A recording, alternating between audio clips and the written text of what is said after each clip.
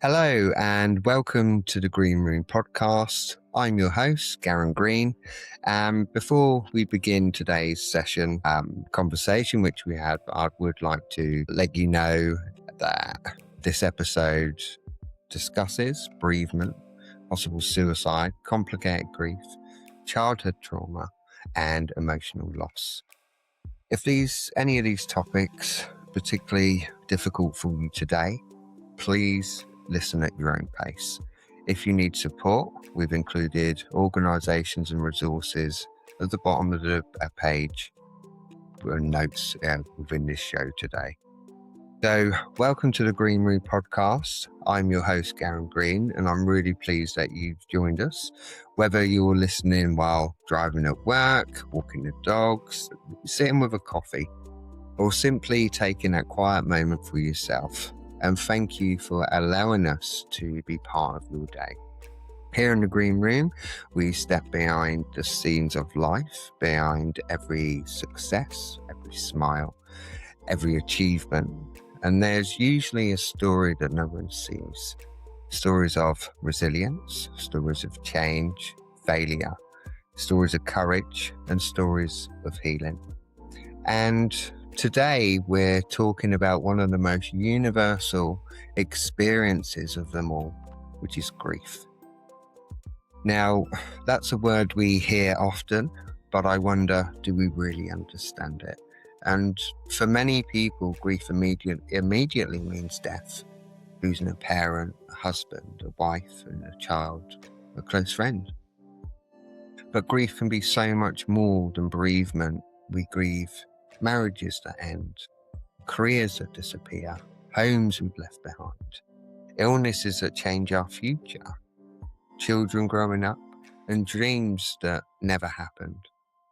Sometimes we even grieve the person we thought we were going to become, because grief is at the heart. It's our response to loss and whatever love exists, and grief follows. Yet being something, every single one of us will experience this within our lifetime. And it's still one of those least understood conversations we have. We live in a world that celebrates productivity, success, moving forward, being positive. But grief doesn't work to our timetable. It doesn't ask permission. It doesn't follow rules. And perhaps one of the greatest acts of kindness we can offer to ourselves is to stop asking whether we're grieving correctly and instead ask ourselves, what I do need today. And today's guest, understanding grief from both sides, I have the amazing Brianne Cook, who is a grief and resilience coach, whose career has been dedicated to help people navigating the true difficulties and painful moments within life. Her interest in grief began while studying social work, when she chose an optional university module on loss and bereavement, a decision that would quietly shape the rest of her life. While still studying, she volunteered with Cruise Bereavement Support, working with grieving clients every week and discovering that sometimes the greatest gift we can offer another person isn't advice, it's simply our presence. And her career then took her into social work, supporting families through illnesses, disabilities, safeguarding concerns, and the significant life changes before spending several years working within a children's hospice. But despite years of helping others through loss, nothing prepared Brianne for her own. Unfortunately, after the death of her mother, Brianne experienced complicated grief and has spoken openly about living with passive suicidal thoughts for more than a few years now. And it became the catalyst for profound healing, for difficult self-discovery, and eventually for her being able to find her purpose all over again. And today, through her coaching practice, Brianne helps people understand that while grief changes us forever, it doesn't have to define the rest of our lives. And Brianne, thank you so much for joining us in the podcast. I really, really appreciate you taking your time out from your busy schedule, life dynamic. So, really, really thank you so much for joining me today. I really, really appreciate it. Thank you.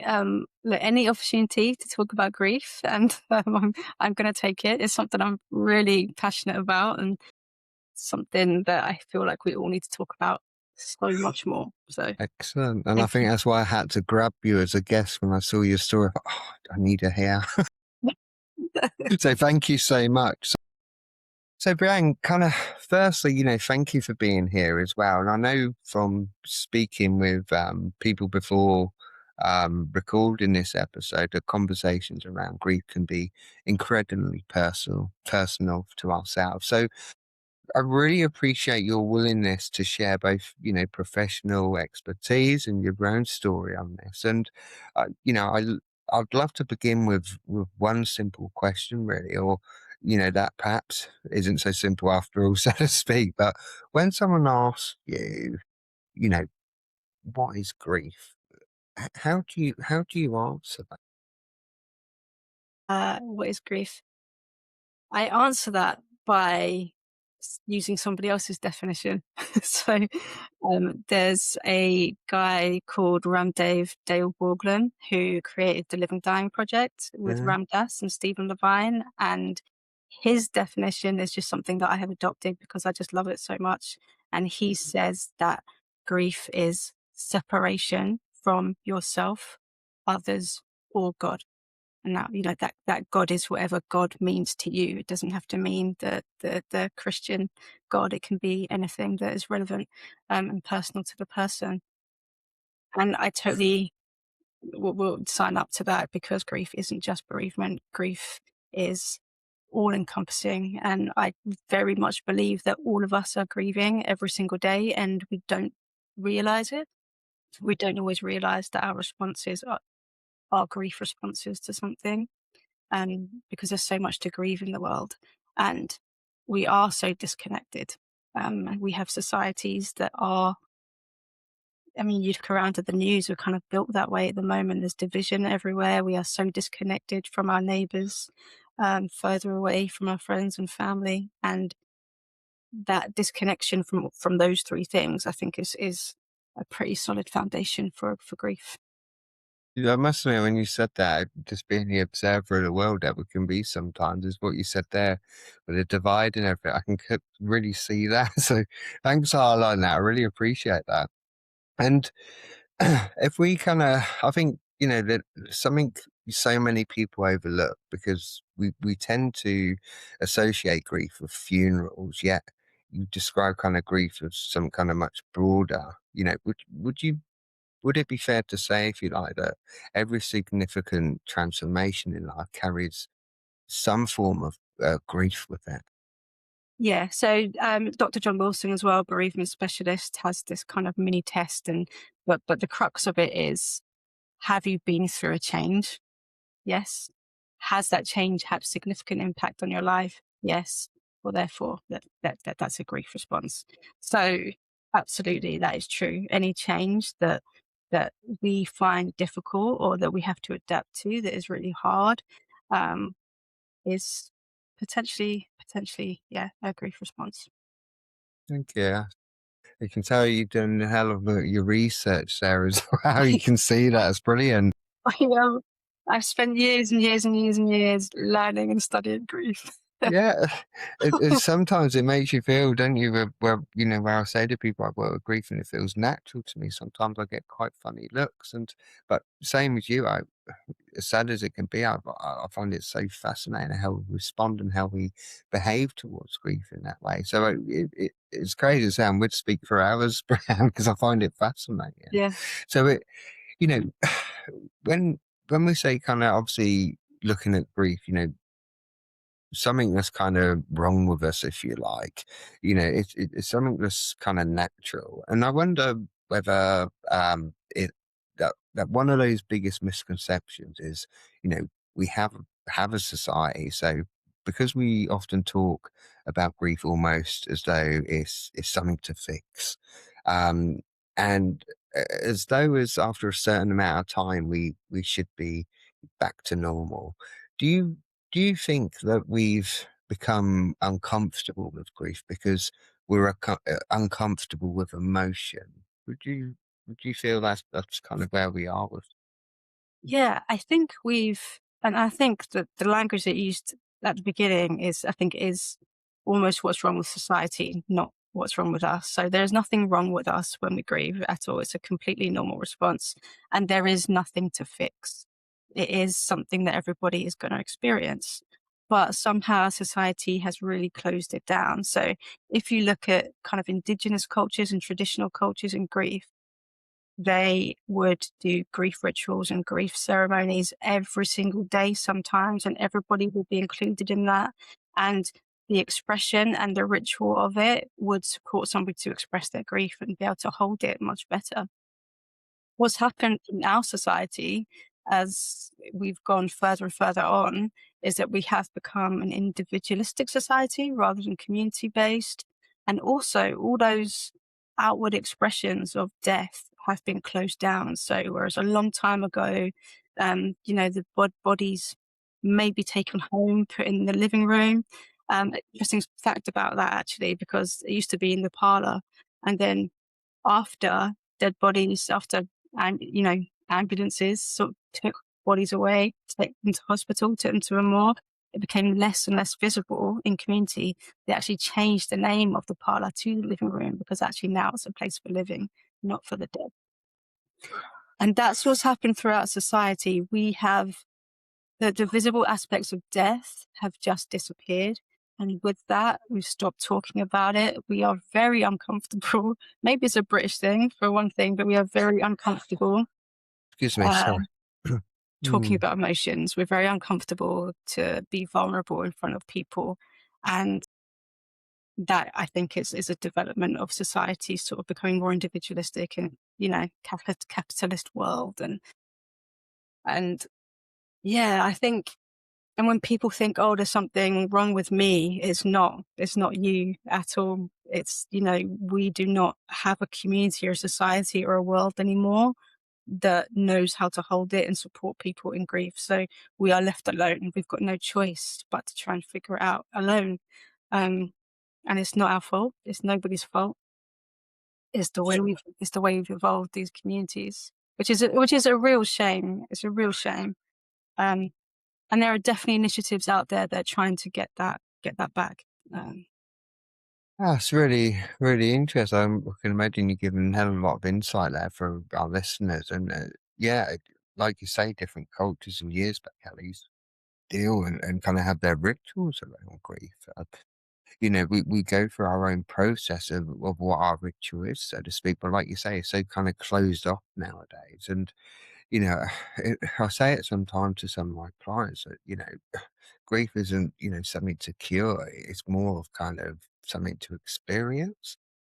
And it's really kind of hard, as you know yourself. I can relate. Unfortunately, we've been through very similar journeys in our past, and the hardest thing around that is acknowledging grief, which again, we never want to feel that. And you made a really valid point where, which kind of really highlighted something in my early years, where you look at the dynamics of my family. To be honest, I've always been quite open to what happens to us, and I think that's possibly what I observed when I was a youngster and through my 20s and even 30s and even 40s, so to speak. Has been that ongoing side.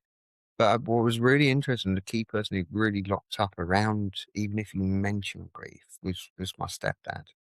Shut you straight down from it straight away. You wouldn't want to speak about it. You could see him really guarded around that. So it's really interesting how different people respond to it in their own way, where, you and I are more open on that aspect, especially you with your training and you got drawn to grief. I find that really such a powerful transformation to somebody. And, that kind of, what am I going to learn from this? How is this going to give me a different lens on how I see the world? So I really admire what you've done there, and that's really highlighted some stuff for me there in a positive way. So really thank you, and that kind of really resonates with me as well because.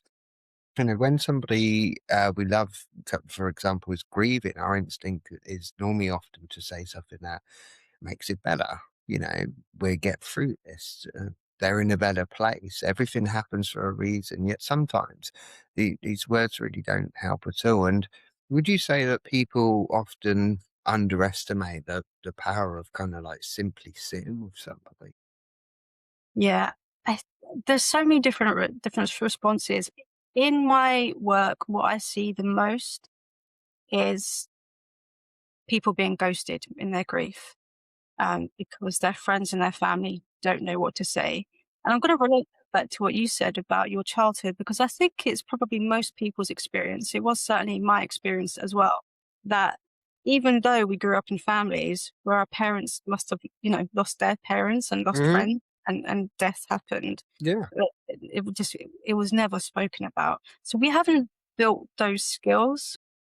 And some people will say things and they have the best intentions, and they mean to soothe and they mean to comfort, but really they don't see how that lands with the person that's grieving. The platitudes and the cliches, they're not helpful at all.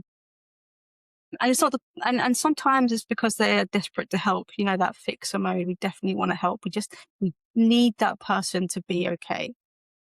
And actually, it's okay for that person not to be all right. There is a process of grief that that person needs to go through. So you don't actually have to say anything.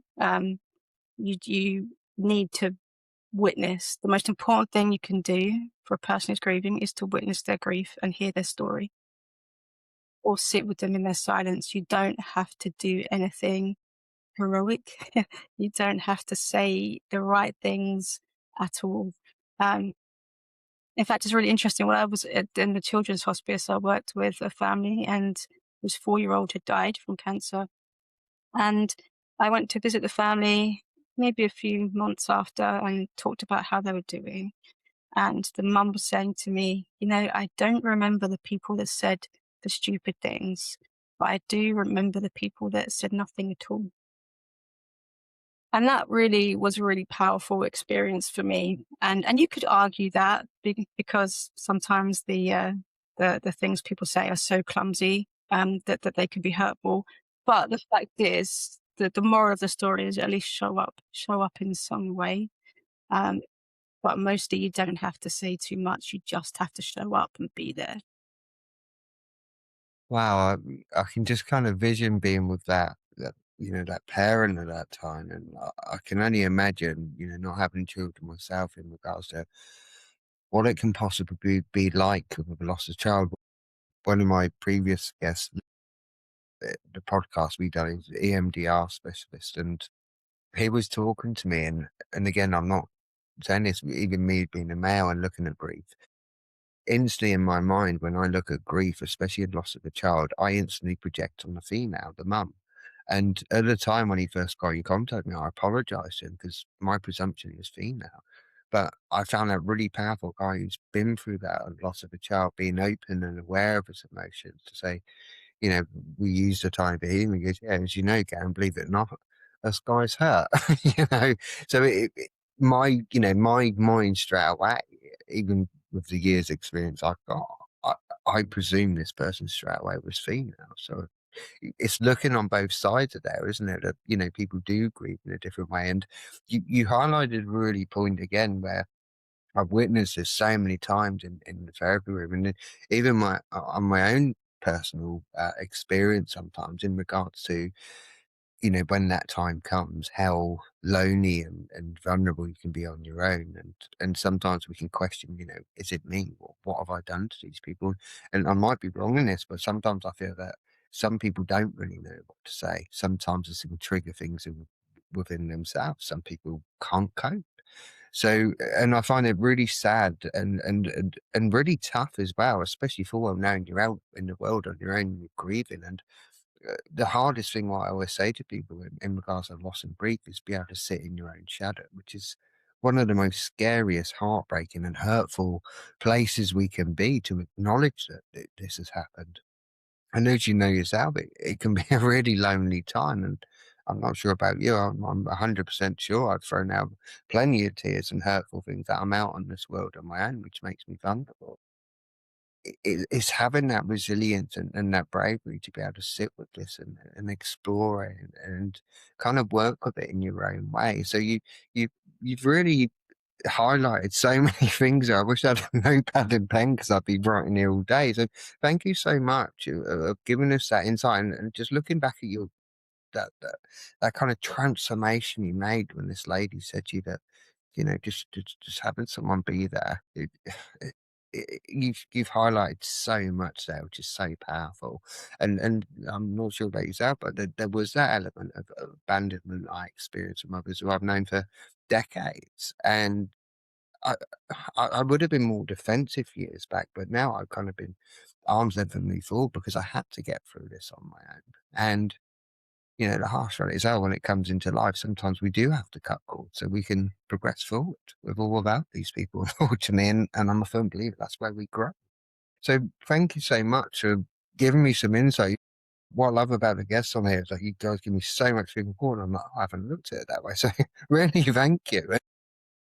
I think that, you know, one of the kind of biggest lessons of all, which I feel we can learn, not only about grief, but about relationships, and sometimes the greatest gift we can give another human being, isn't advice, is our presence, like what you highlighted earlier. And before kind of today, believe it or not, I was actually reflecting on something. Every single person listening to this episode is either grieving or is grieved or one day will. And it's the one experience that unites kind of every sort of generation, if you like. It's yet somehow we still don't have people for it. So, why do you think grief education is kind of still missing from places like school, workplaces, and why does society? Because we tipped on that a bit earlier, what you said earlier. So, why do you think that's still kind of missing in these top areas, really, which would be the perfect place to explore it? So, what do you think? Why do you think that grief education is still missing schools, workplace, and wider society, so to speak? I wish I could give you an answer for that. I don't know because for me, it is one of the most important things that we can discuss and that we can prepare ourselves for. I think we're scared. I think there's so much going on in the world that's heavy, and grief is heavy. It's a lot to take on. Um, Sure. and it's a lot to take on for yourself and for other people. And if we aren't equipped for it ourselves, then we're not going to be able to do that. So we've got a whole community and culture of avoidance, mostly uh, across the board. Yeah, I think it takes a lot of work to be able to hold the grief. It really does, and I think that if people are avoiding it, then how are they possibly going to go and take it into another place and hold it? So for me to do grief work, I have to do grief work all the time. I'm forever tending to my own grief to make sure that I can hold the grief of another person. And we would need a whole bunch of people in the community that can do that in order to turn, take It, it out. it's like we discussed earlier, isn't we, with the journey you took, we've been very similar personal journeys and what we've drawn into, where, some people I've known in the past are like, oh, do you work with people with that? And they find it kind of interesting, but then I've noticed that some people shut it all down. They're like, how do you cope with that? And does it bring anything up with yourself? And I said, well, I think, you highlighted a point there. Sometimes you got to dive in the thick of it, the education around grief, how we respond, how we cope, how we get to that kind of stage of that acceptance that, this relationship or this person's no longer here. And we have to kind of look at the world in a different space, on our own. So, I mean, it's really interesting when people ask me about it. And like we had a bit of a, you know, around it, if you like. And like I said to you before, when it comes to relationship breakdowns and grief and loss, sometimes the light in the load, sometimes definitely within my own personal life, that sometimes when it has happened, I've had to use some humor within myself to help me get through it in my own way. Where some people would say, well, you're laughing because, I don't know, Fred's passed away. And it's not laughing in the aspects of kind of, oh, haha, I'm glad it's happened. But I think that's my kind of own personal defense mechanism where I've got to use sometimes some particularly humor to help me acknowledge that. That's my comfort blanket, if that makes sense, where some people are not, trained like yourself and been have to go through that journey while you're training as well. Just at that time, as you're learning it, social work, your grief coaching training, as crazy as it sounds sometimes, the universe can throw us a curveball. But I always remember writing one of my essays in regards to, it was a situation in regards to a couple. I think the husband was bedridden, terminal illness, and how do they form that relationship around that? And the odd thing at the time, my stepdad was dying, unfortunately, of motor neuron disease, and it was so interesting having to write different types of theories how they move on with that relationship, considering nothing can happen.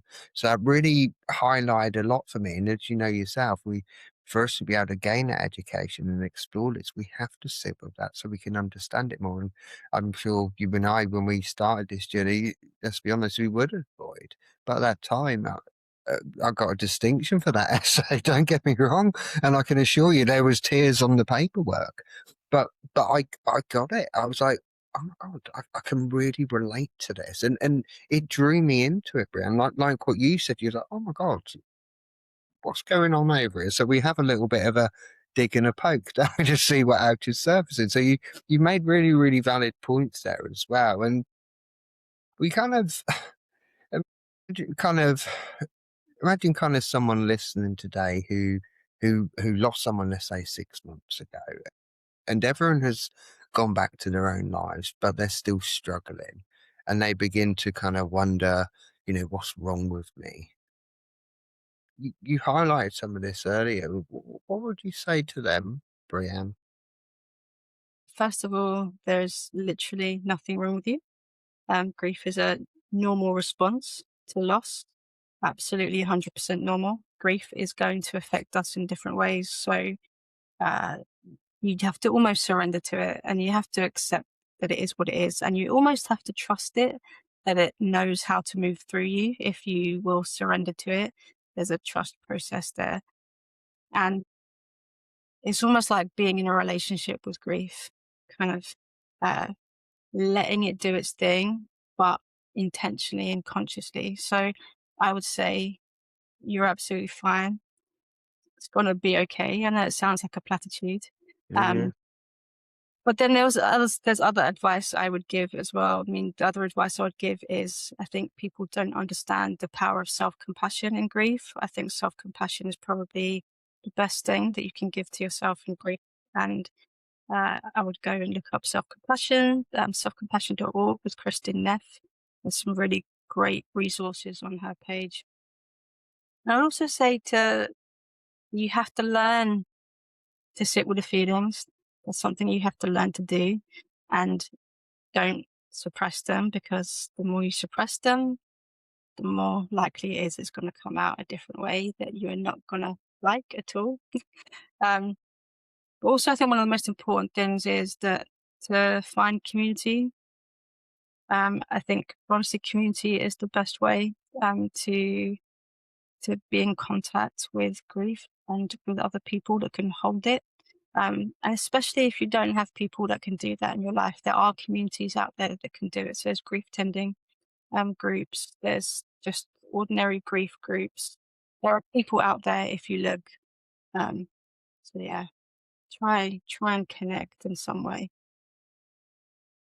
Good grief coaches out there as well, Brianne. You can support some of our listeners through that. There's some good grief out there as well. But support support looks a lot of different ways. You know, there's therapy, there's coaching, there's peer support, there's grief tending, there's grief groups.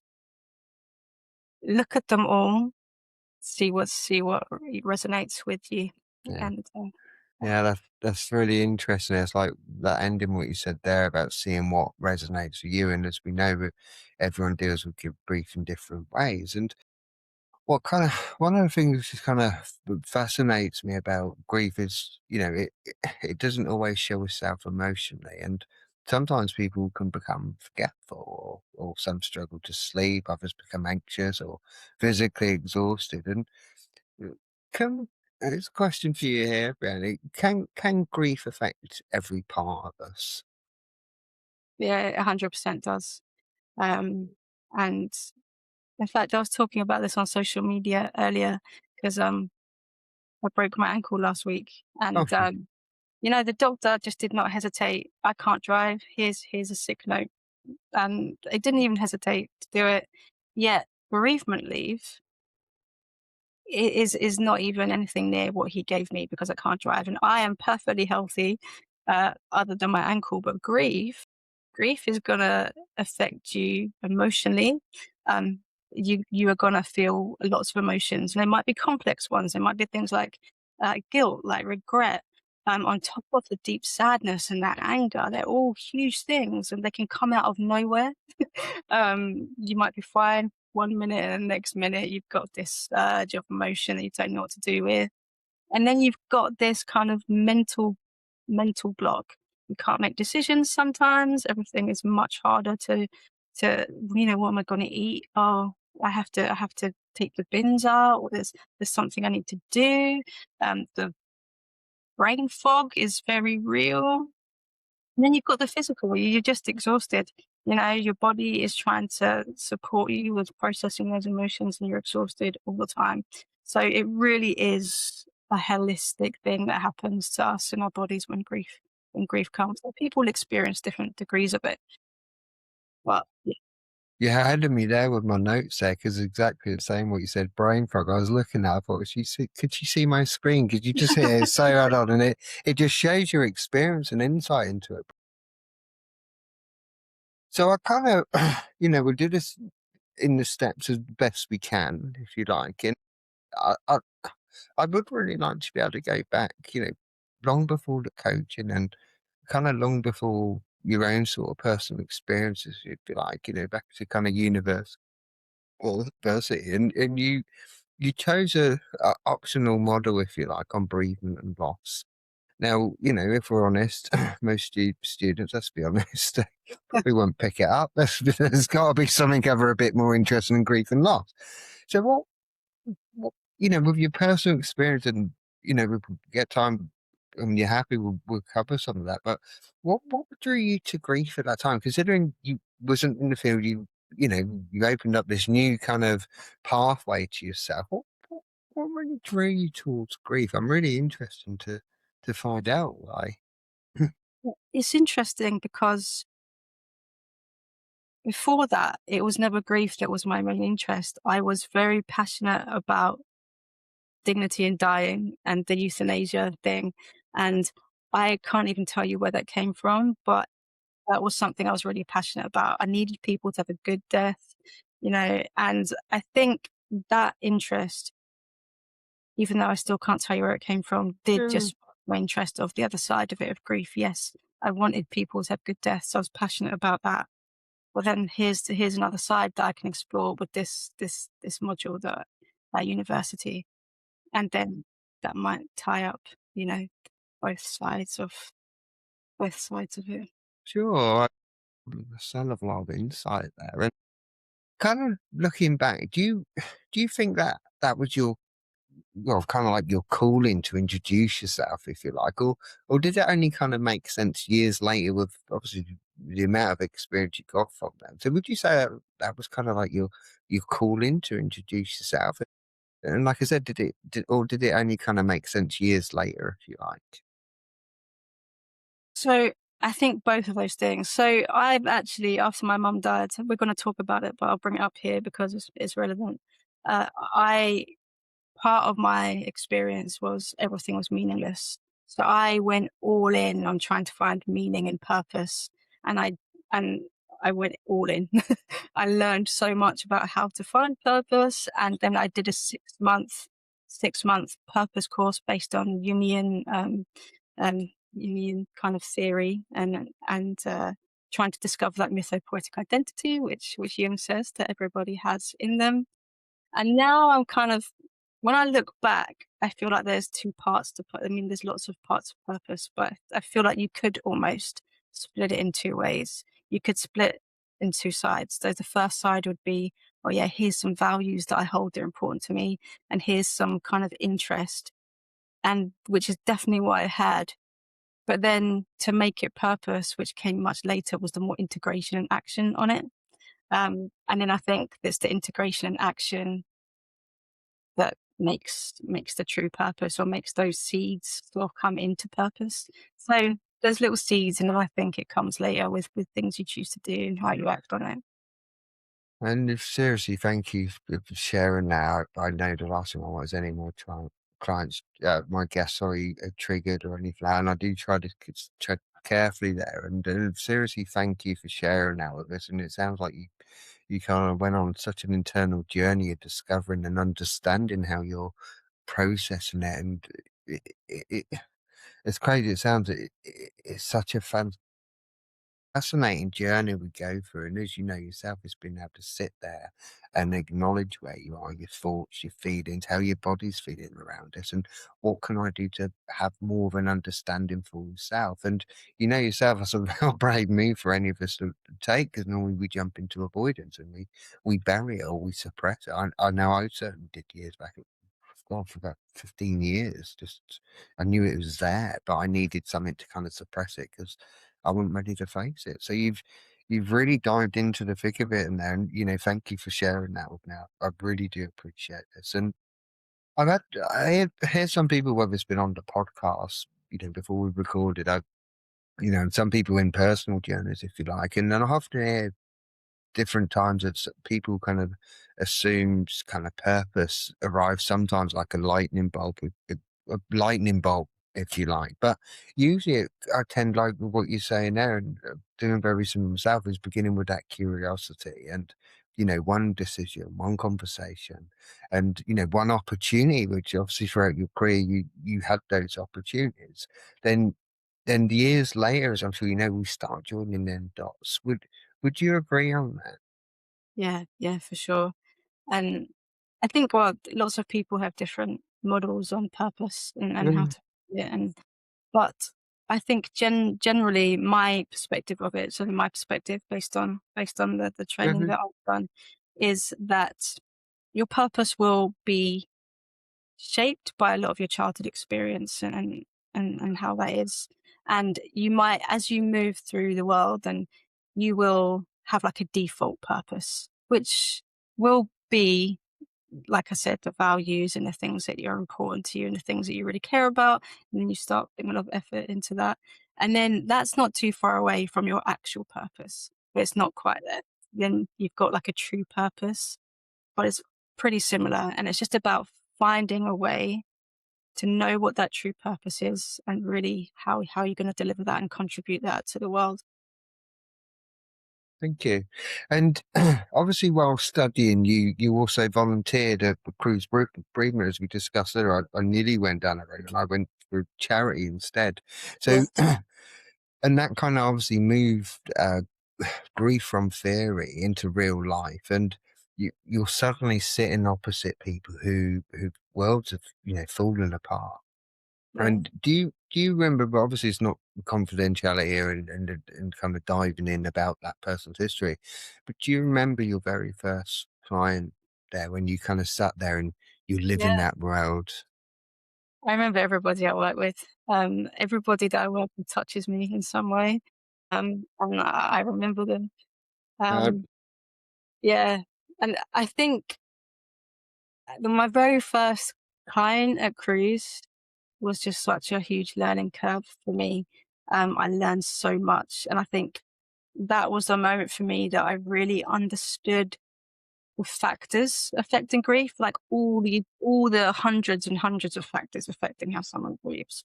So I had a client who just had very complex family dynamics, and their mum had died and she was close to the mum, and her brothers and sisters were close to the mum, but they were all grieving in a completely different way.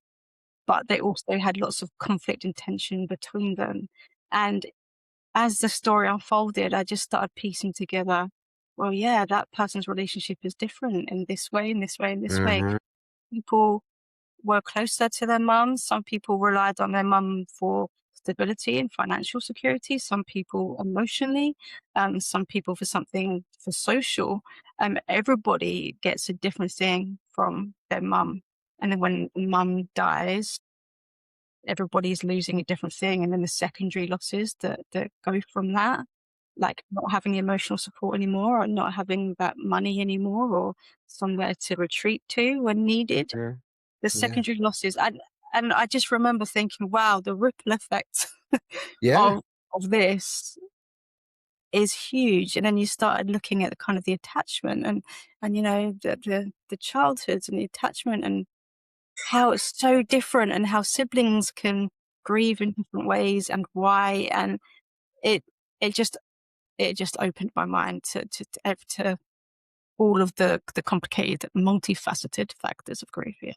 I'm just kind of smiling there because I can really relate to the journeys, as we learn and we start getting that first time and show how, like you said, that ripple effect, and it just opens up a big world for you. And again, this might seem like a silly question, and I kind of ask these things sometimes. And would you, would you ever worried about saying the wrong thing? Because I think, you know, that's what frightens most people. Even with the experience you've got now, I'm not sure about yourself. There is, I'm very solution focused and challenge my clients. Welcome to therapy, but I have got to jump into my person centered mode sometimes. And, I, certain dynamics in even to this day, that this particular client's got at the moment, thank God for supervision.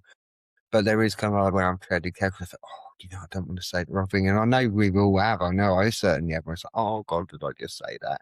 So were you ever kind of worried in regards to saying the wrong thing? Because, I think really, let's be honest, I'm not sure about yourself. When I went into therapy, it's flying the hell out of me that I was going to say the wrong thing because I didn't want to offend my client. Yeah. And I think with crews, the work is very different. It's a little bit different to what I do Mm, now. And I mean, of course, you go into that work, you see how vulnerable people are, and you have such a deep respect for people, and you have such compassion for people. The last thing you want to do is make it worse. Um, and absolutely, and that was a lesson that actually it was a lesson I learned. Just as an aside, as a lesson I learned pretty early without the grief work. So when I was like 17, 18, I worked in a corner shop, yeah. and it had a mother and a son. They lived together. He was her carer, and they would come into the shop, 4 or 5 times a week. And his mum died one day, and I remember because saying to him, "Oh, I'm really sorry to hear that your mum's passed away." And he said, "Yeah, thank you." And then I said, "Oh, are you religious?" And he said, "Yes." I said, "Well, at least she's in a better place then."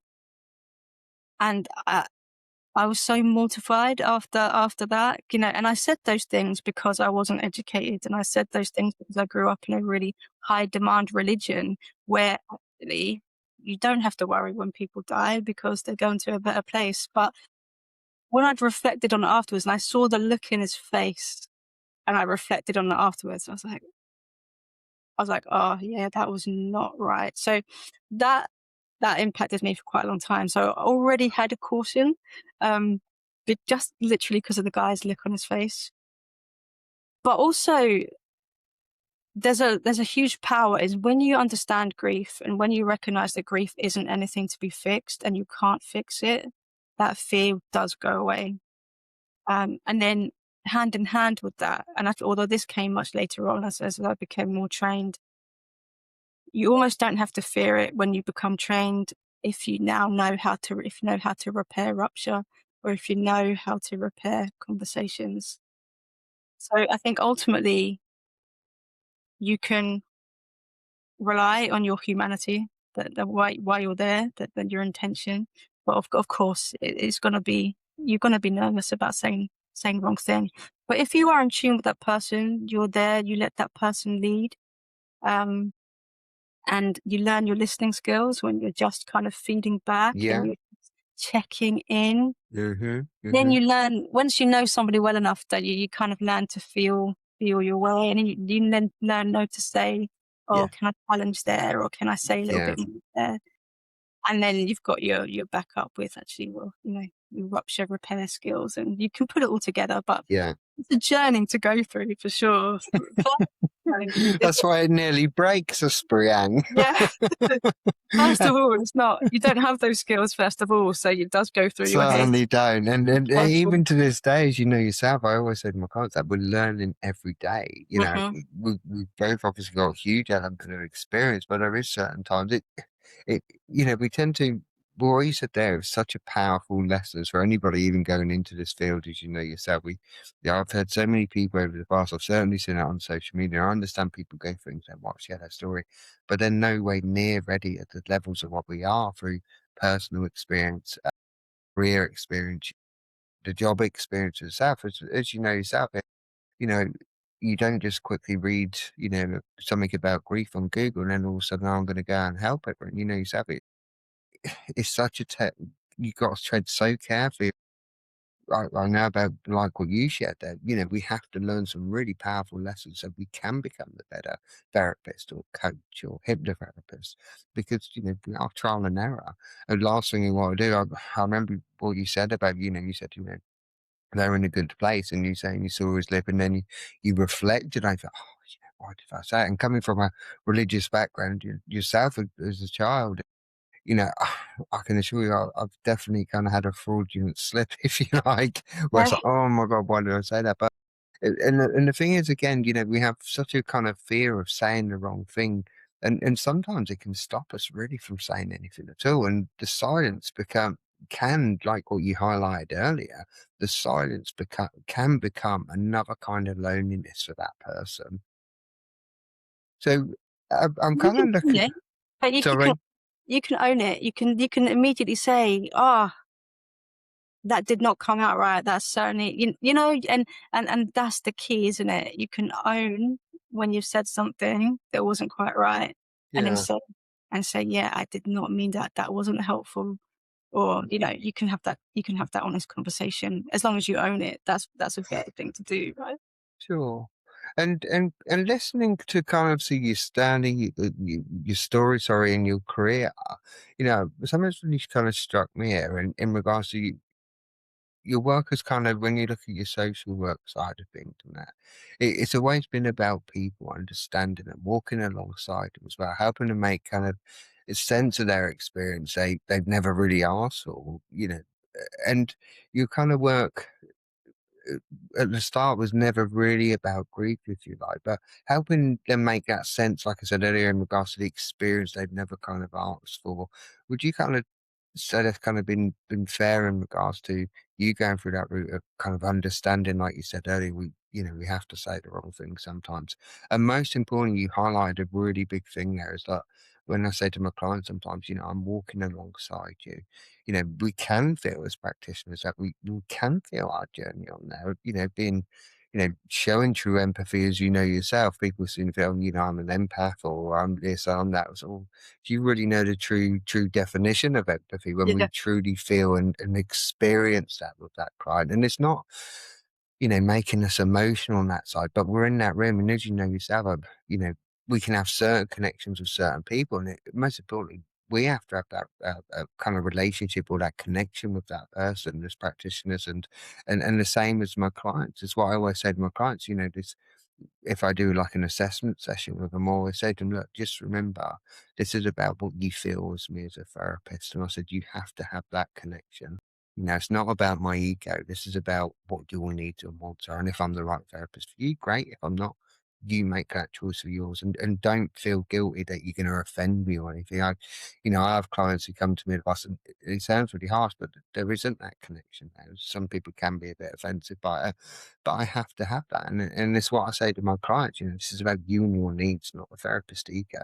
So you've made some really valid points there in amongst that as well. And obviously with your social work stuff as well, the profession, let's be honest, where grief exists in so many different forms. So we're not just talking death, we're looking loss of health, independence, identity, loss of hope even. I mean, what is kind of going there?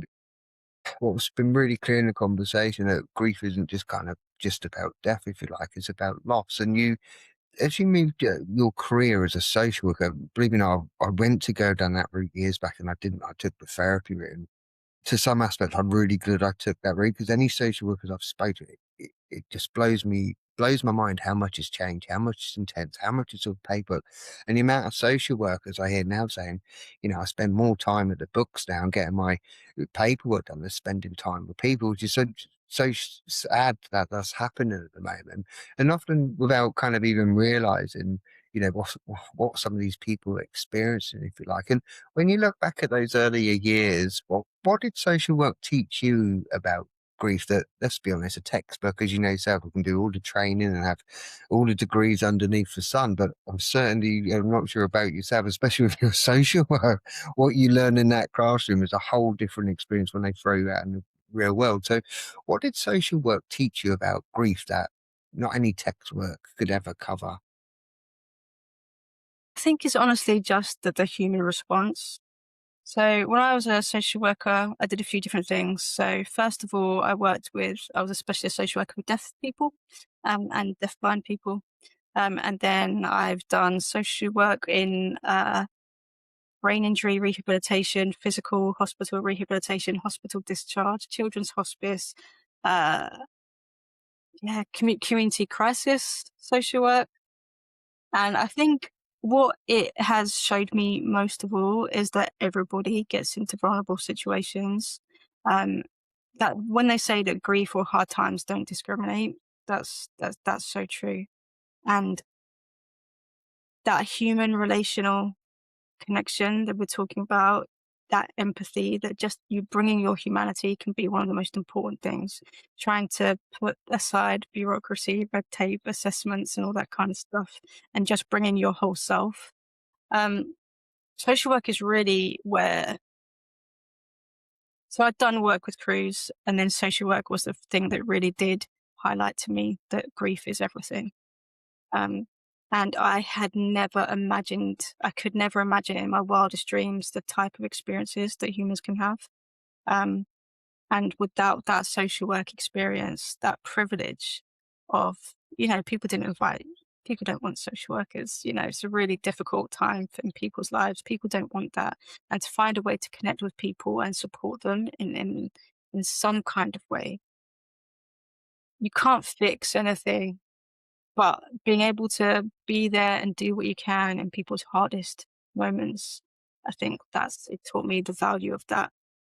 And also, yeah, it's just it's just wide and vast, the loss that people experience. I mean, again, yeah, I really appreciate this input, and I'm sure our guests will, because you've given such insight. I've worked alongside social workers, I've known social workers, and it blows my mind what you guys go into, especially all the different dynamics of things, everything from, let's be honest, from dementia, Alzheimer's, through missing persons, long-term illnesses as well, and being that, what you can really tell is how much of a good social worker you'd have been there. And as I said to you, there's all good and bad in all areas. And I'm quite open and passionate about bad practice, and I will challenge people. So I'm sure these things do happen in those environments. But look, what this really shows is that you was that person really present for them, Brianne. You know, but that really shows that you're there and they're being heard as well. And this is what some of these people need to be able to do. And it it's kind of looking at kind of different families and those dynamics which happened in, I feel like, I look, imagine when you first started, and it completely expanded your world, if you like. I'm not sure about yourself. When I first went in voluntary drug and alcohol, massively naive, I wanted to go in there because I had lots of my friends, they overdosed, they all passed away. So now where my headspace is, I'm going to go and help everybody, until I had an amazing therapist pull me back. And oh, again, this is one of those sound advice, if I say to anybody about going into this field, your line of work and my line of work. And he pulled me aside, and I always remember I'd literally just started my level two, so I knew nothing, but I was keen to save everyone.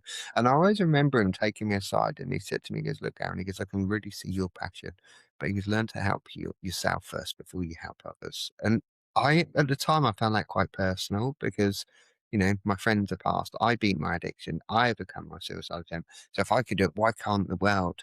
But then I really, really reflected on that and thought about that. And that really, really helped me, really kind of like what you said. We go so much within ourselves to understand why we respond and react the way we do. But at that first point when he told me that, I'm not gonna lie, it actually pissed me off to some aspect because it was personal to me. I found it quite I found it an attack, which now, years to come, I knew it wouldn't. It on my career path, especially with addiction, homelessness, and, with social work, it can be so intense and people don't realize how intense it can be. And that really, really taught me a lot. Like I said, at first I thought it was an attack because let's be honest, I didn't have a clue. I thought I knew everything. And starting at your level two basic counselling skills, I certainly wouldn't be able to dive into the work I do now. And whether I told my younger self that, you're not Superman, you're not ready, do a bit of work on yourself before you even go near anybody else. And that was probably some of the most soundest advice I ever had. And I can imagine kind of when it comes to the likes of uh, grief, when we kind of have that kind of when guilt becomes kind of a huge part of that, if you like, people judging themselves or for feeling exhausted, or sometimes, I've looked at it in regards to, Paul set affairs in regards to when my stepdad was going through marriage illnesses, and that was nearly 3 years of looking at somebody deteriorate. And I've heard different people and dynamics when they go around this guilt side and these feelings of that, where, they kind of feel exhausted with the dynamics of how everyone's going around this. And I'm sure you've seen that in your social work, or even sometimes relieved. And, when I've heard plenty of people saying, why can't they just be taken now? Because, and sometimes it can give people that element of relief sometimes, or, we can get angry and go through all these emotions, so it's kind of normalizing kind of those conflicting emotions, would you say? Yeah, I mean, so many things can be true at once, and that's something that you have to learn. And it feels like a paradox, and it is, but it's true. If somebody dies, you can feel great relief. um, Someone's died, but still feel sad, and that is okay. There's all emotions are valid. Um, Emotions are here to kind of tell us something, and it's our job to kind of listen to it. I think it was Russ Harris who said, the emotions are either here to kind of communicate, illuminate, or motivate us, right? Hmm. So, Yeah, so you need to tune into that. Like, is that anger or is that guilt yeah. motivating you into making some kind of amends, or is it putting you in a different direction? It's about feeling them and being able to tune into it as well. Um, they will be they will be conflicting, and they will be tense, and they will be very hard to understand. Again, I'm really loving this. Just meeting someone kind of who's got this fascination, but this such awareness about yourself with grief and your word, and it's so perfectly, if you like. Again, again, this is again jumping into those open questions here. Was there ever a moment, not necessarily kind of one family, or, perhaps, one lesson, if you like, that completely changed the way you looked at life? Especially with the dynamics in your personal life, your career, you've been through the hospice, you've been through crews, you've been through social work, because there's been let's be honest, you haven't avoided life scenarios, or you've jumped in the thick of it. So would you say that's kind of completely changed your kind of lens on the world, if you like, or how you look at life for yourself?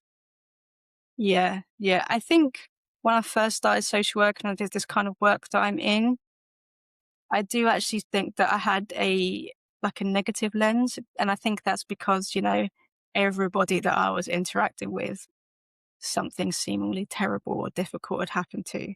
So I had this lens of, oh, isn't life bad? Actually, isn't life terrible? There's all these things that happen. I can't believe these unfair things happen to people. Um, so I had that for quite a long time. And then you can't stay there. You have to then expand, because I was holding grief for everybody that I was seeing. And I remember I really got into grief tending and grief tending training, and there's a I think he's a psychotherapist, a psychologist. He works with grief, called Francis Weller, who like I really look up to. And then I really learned from him that you can't just have one point of view. You have to hold the beauty and you have to hold the joy.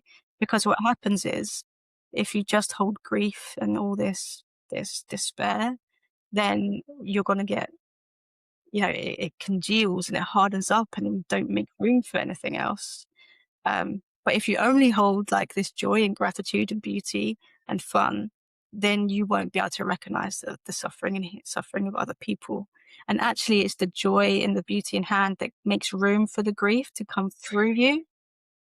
And so, and then I had to learn. I think I was such a serious person growing up, and I take social work very seriously. I take my job very Yeah. seriously because people, you know, Yeah. yeah, the love of people and their situations can make you take something very seriously. Yeah. Yeah. Yeah. But all of it, all of the hardship, all of the difficult times, and all of the difficult people that I've seen go through horrendous stuff, it's about holding life really lightly, balancing it, um, and then making sure that you can hold both at the same time. And that's the hardest lesson. And again, like emotions, isn't it? It's conflicting, isn't it? Um, and especially if you're grieving, people feel very guilty about even looking at beauty or accepting joy or anything like that. So it's a difficult thing to learn, but that's the perspective now. Yeah. That's yeah, and I can only, uh, thank you so much for this. It kind of normally, as you gathered from earlier, I speak a lot, and my mind is ticking now, which is really interesting. And I can only imagine, and as you know, with some of the fields I've worked in, we do hold a lot of stuff, whether it's, losing your home, your relationship break down, you've lost a child, the marriage has collapsed, you go into prison. There's all these things which you've had to sit with and that, which is kind of, you know, I look at some of the dynamics sometimes, I'm like, how do we get through that in some way?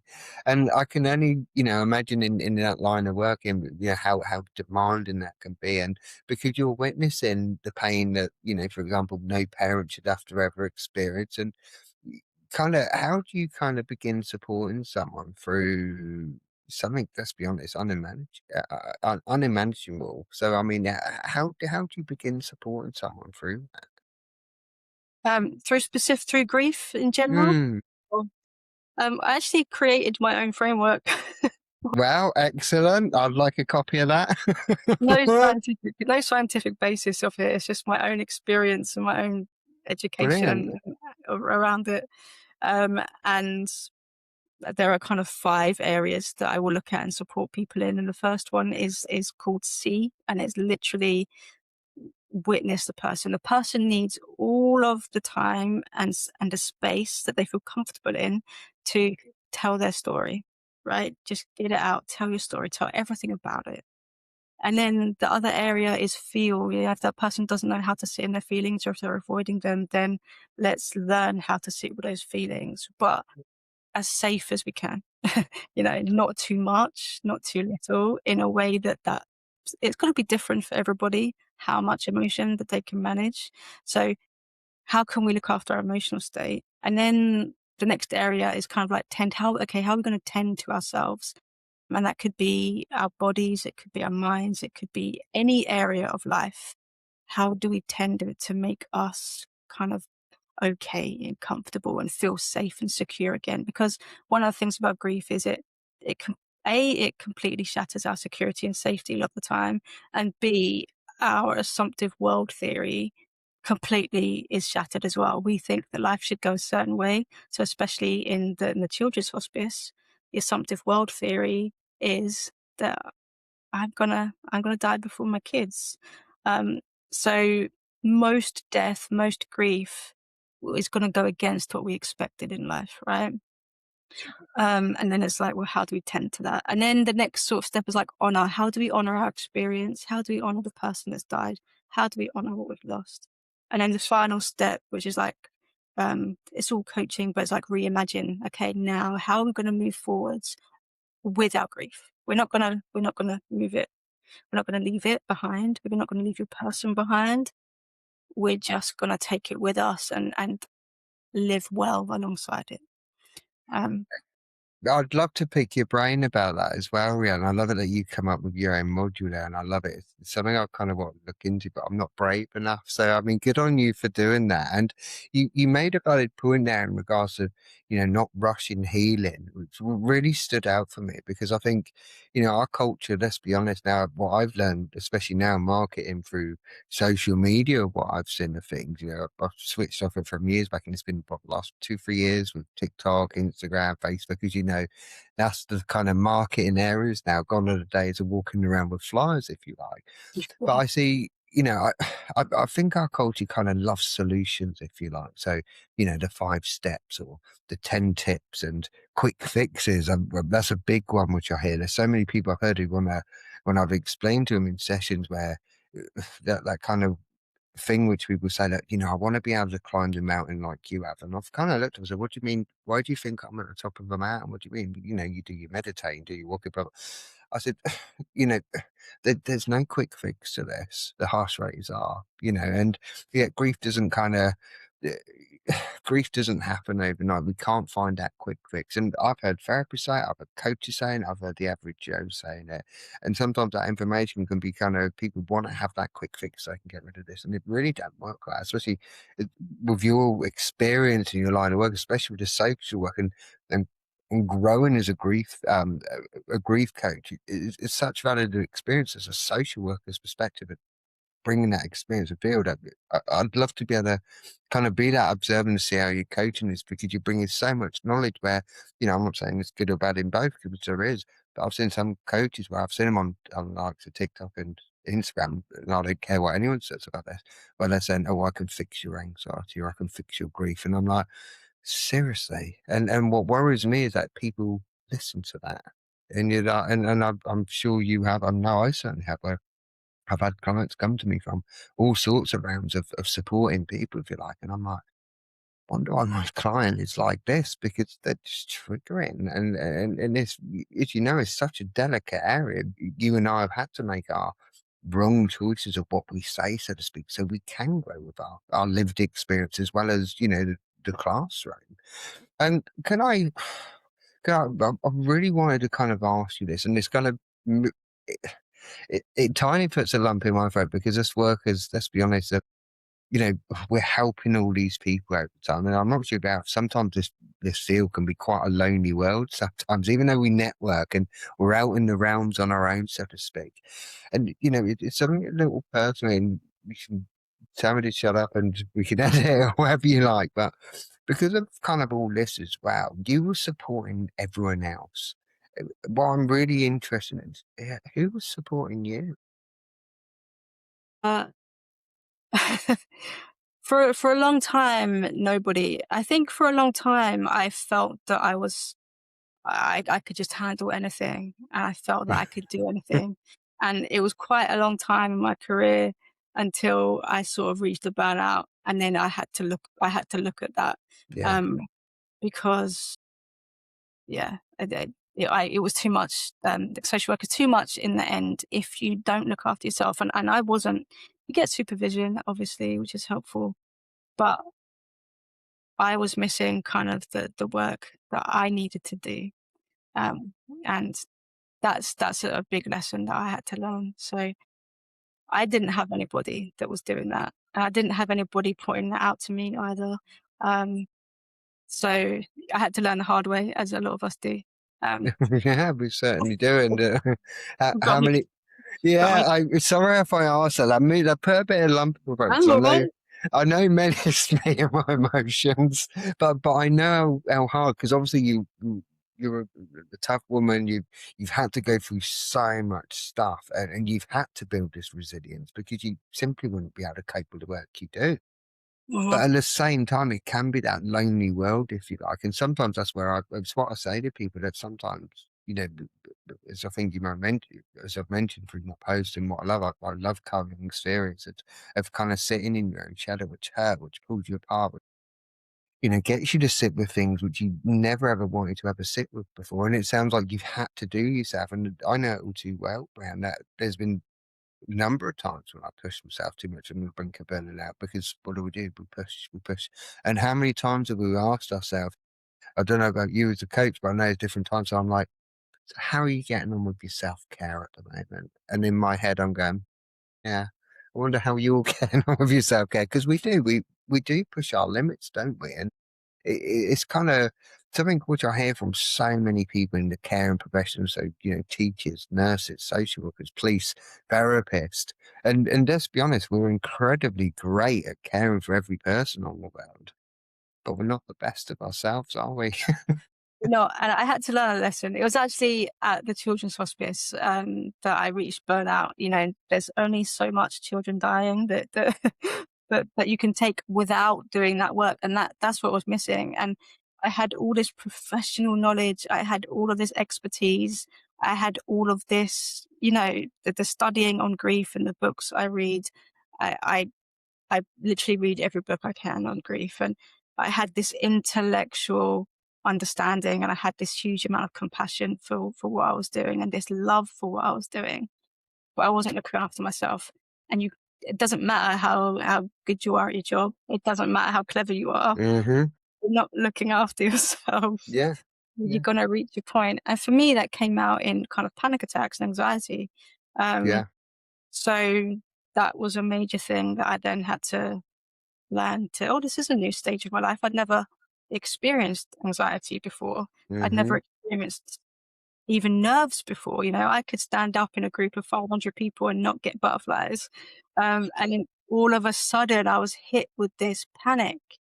And again, like we were saying, I wasn't broken. There was nothing wrong with me.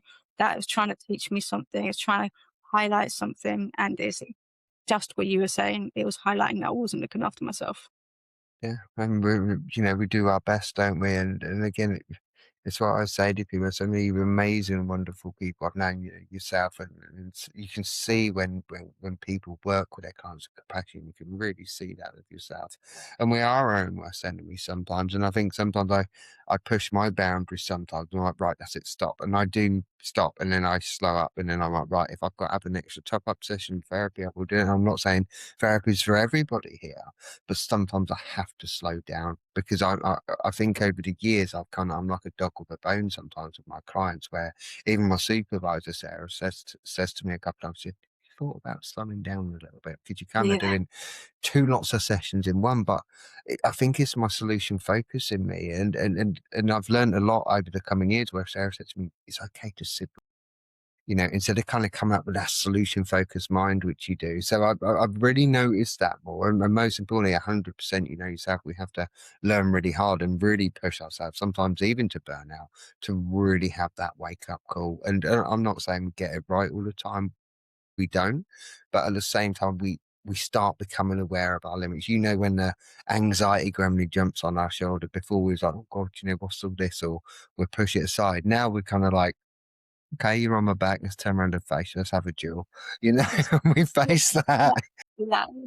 And I mean, throughout your career, you've supported families, you've sat with people in the darkest moments of their lives. You learned the theory, the psychology, the practical support. But then, if you don't mind me asking, but then life changed for you in regard, if you don't mind me asking, in regard to your mum passing Mhm. away, and suddenly you weren't the professional anymore. You were the daughter. Do you mind, and I'll tread carefully a bit, do you mind if we can take you back to some of that time? And, but what do you remember of those kind of first days? And bear with me in this because it's touchy with me with my mum, and I think this is where we can relate it. Do you remember the most about those kind of first few days? After her death, Yeah. Yeah. or yeah,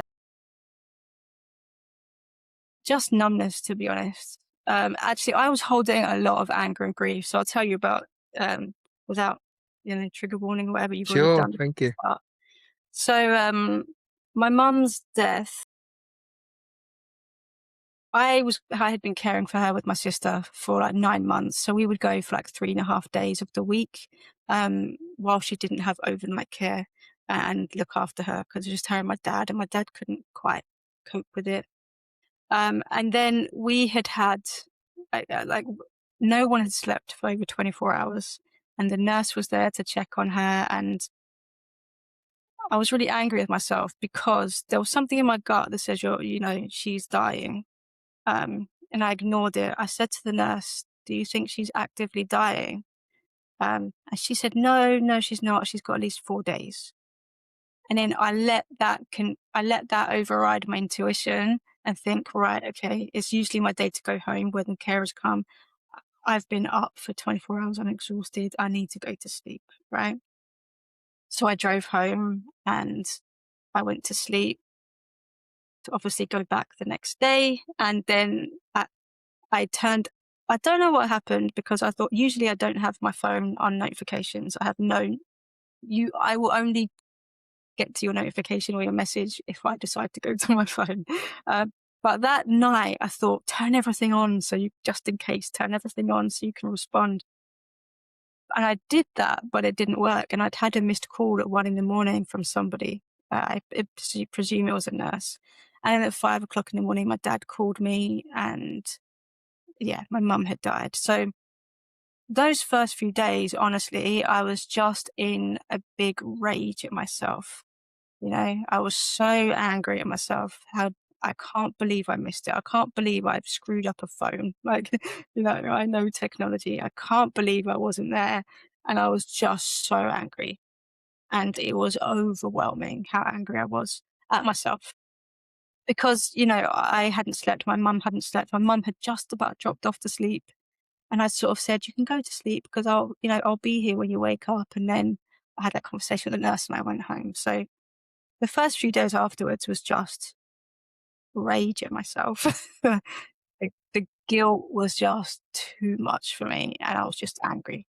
And yeah, Well, I mean, thank you for sharing that with me. It really shows you deep understanding of that side of it and those emotions which we feel. It just so our automatic response to how we do that. And when someone passes, there's almost that kind of immediate pressure. And you being geared up as a social worker is what you do. It's kind of looking at the practical side of things. It's like we kind of step into which or certainly when my mum passed away. I mean, that week I had um 5 days of bereavement leave, which I was allowed from my work. But at the same time, I was kind of becoming practical. I had no choice because it was, my sister at the time helped dealing with the stuff in my mum's place. But I had to do the practical stuff because there was no one to do it. And I think with the workers that we are, we've got to see we kind of know roughly how it works, but at the same time, we're really feeding the emotions because it's our mum, it's our attachment. And I mean, when someone dies, I kind of, it's almost a certain kind of immediate pressure to go, right, I need to get this put in place. I've known people who pack people's clothes up straight away, get them done, gone. Everybody yeah, deals with grief differently. And mhm, I kind of, instantly it was like registering the death, planning the funeral, sorting paperwork out, answering the phone call, supporting everyone else, if you like. And sometimes there's kind of little space to actually stop and feel ourselves. Do you find you possibly experienced that yourself? I think for me it was different. I think I was in that mode in the months prior to her death, right? Yeah, previous social worker, we know she's going to die. You go into mode, well, I have to organize her, make sure her oxygen's okay. I have to organize her carers. I have to make sure that I'm talking to the doctor. She had hospital stints. So it's like making sure you're keeping up to date with what the hospital's saying and making sure you're there for ward rounds. So you actually catch the doctor and you don't miss opportunities. And I went in, I was so on it in that 9 months that afterwards I didn't respond in that way at all. I just literally, that's it for me. I was done. I that kind of practical side of it. My dad was alive, and he was doing it. I couldn't. I was too overwhelmed with what was going on inside of me, which just shows a difference between how people cope because that for me that practical side came first before she died, and for other people that comes afterwards. And then sometimes being that practical and having all that paperwork and funerals then delays that grief as well because actually you're in got to get this done mode. um but I didn't have the bandwidth for that. I didn't care. I was like, no, I'm out. I tapped out by that point. I really appreciate your honesty on that. And again, obviously, because you've shared this publicly, and I really do appreciate that as well in regards to, trusting us with enough to be able to speak about something so deeply personal. Can you kind of, you've obviously explained what the experience like was with you there, and I really do appreciate this. And I think it's such an important kind of, uh, when we have a look at kind of how we respond to that, like you say, you kind of shut yourself down. But even though having this knowledge as a social worker, knowing how, and I'm sure you've seen it countless times, how the process work, where you kind of more shut that down. But I'm out at the moment, so you obviously had to focus on yourself. So, uh, what was kind of going on with that? Because obviously there's part of the area you went into, which some of us can do in regards to grief. But what kind of helped you go through that dark time to kind of, as we know ourselves, someone made when you made a valid point earlier about your intuition. But what I find about coaching or supporting or social work therapists, when we have that intuition, there's something kicks us in there, and I can so relate to what you were saying.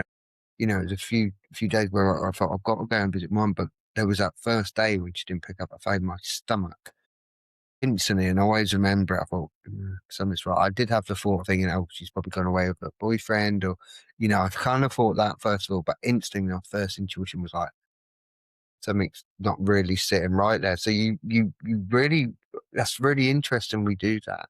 Again, I haven't got the answers for it, obviously, but that I'd love to go into that world of it.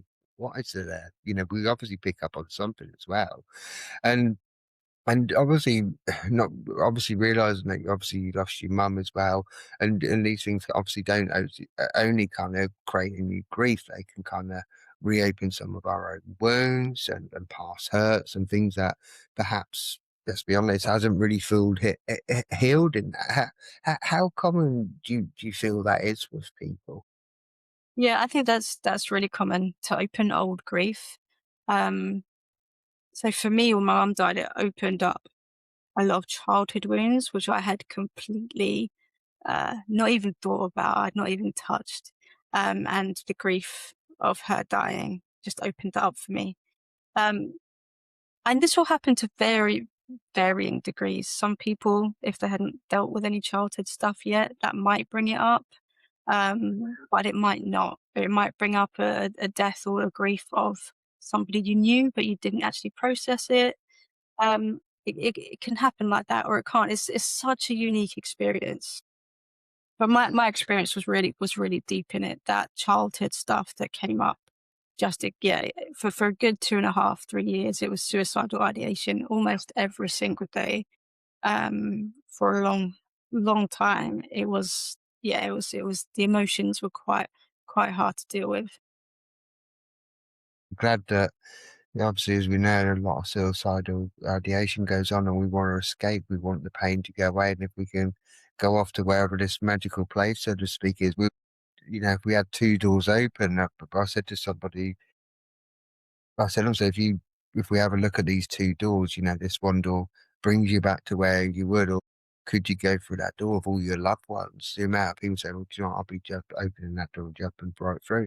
I know I certainly would, as crazy as it sounds, because I'm like, I think you and I have been through plenty of life challenges, so to speak.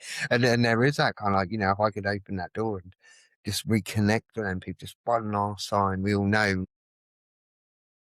So, I really appreciate your insight and, seriously, thank you so much. And at the beginning today, the session, I said, I spoke a little bit in regards to Elizabeth Kubler-Ross's sorry, 5 stages of grief. And it sounds like you wrote your own model on there, which I think is absolutely fantastic. Yeah. No, it's brilliant. Seriously, keep going with it. And looking back now, can you kind of rest, because you've done a lot of your reading about grief and that side, and probably 10 times more than me.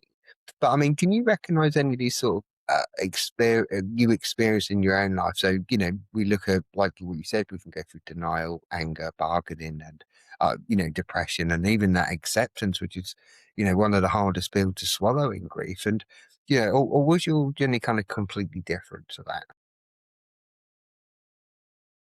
It was The thing about Kubler-Ross is I think all stages are really important, but they're not linear. So Hmm. Kubler-Ross is really helpful to understand what you might experience, but it's not helpful to think about it in a linear process because um, I think for most likely I definitely experienced all of them. Yeah, And most people will experience all of them or a lot of them, but they won't come in the way that you think they might come. And they will blindside you. And the acceptance might not come first. It, all the other sure. might come first. And so looking back, I can see I had huge amounts of anger for a long time. Um, Definitely bargaining. So I started writing a book, a fictional book, where the character was just trying to go on this adventure to try and find out that, yeah, what their mum believed in was true, right? Like bargaining. Okay. It was almost like a bargaining process. Yeah, well, Yeah. yeah, I do believe in God. God said this, so I'm gonna Hmm. go find that God. I'm gonna go find that afterlife, and I'm gonna prove it. And then, Yeah. um, so that definitely, I went through all that. Definitely lots of anger. And connected to my childhood wounds was the religion that I grew up in. So for me, they had very, very strict beliefs about the afterlife and if families could be together. And because I wasn't part of that religion anymore, I had so much guilt that perhaps I have now impacted the afterlife of my parents and their eternal happiness. And so I had a lot of anger towards that religion for those reasons because they gave me those beliefs. It was still quite ingrained in me, which is part of the childhood wounds that I had to deconstruct after my mum died, all those beliefs. Um, and I was also very angry about the religion because there's a certain way of being in that religion, a certain way of relating, and lots of rules. So I felt that restricted how close me and my mum could get as we grew older because I had chosen not to live that life anymore, and she had. So there were certain things that we just couldn't. You couldn't have like a really meaningful, deep and meaningful conversation about really vulnerable things because the different points of view would be so Yeah. opposite. So I had lots of anger that this religion had created these circumstances. Um, So thank you so much. I'm so lucky to have guests like you on here. There's different times where you guys talk to me about stuff, and it gives me so much kind of insight into other people's world on this. And then I'm sure the guests will find this really beneficial. So seriously, thank you so much. And one thing I've kind of learned through the conversations, if you like, is that healing kind of rarely happens on in one dramatic breakthrough, if we like. And it's usually that kind of, can be quieter than that, if you like, one conversation, one decision, or one therapy session, one walk, and one day that feels just a little bit lighter than the last. And as you can relate to that, when we pull ourselves out of that bubble, which is really hard to do, is like pulling ourselves out of the comfort zone because we lock ourselves, whether it's our room or wherever it is, to have that comfort zone. We're safe. And to be able to go out of that kind of realm to go into our learning zone, it can be really, really hard. It's a slow pace, and this is to some aspect when we do start making them steps. It is that kind of a little hopeful transition that we managed to be brave enough to be able to take that step, and kind of eventually kind of life took kind of you in a direction that, on the surface at least, at first kind of seemed to be completely kind of unexpected. So you stepped away from your social work, you opened a gift shop, you trained as a coach, yeah, all this at the same time. I mean, I could probably imagine some of it probably didn't kind of even make sense at times. yeah, Looking back, it yeah, may have been exactly what you needed, especially to kind of to project you on where you are, and definitely what you do now. So I could imagine, sometimes we have life challenge.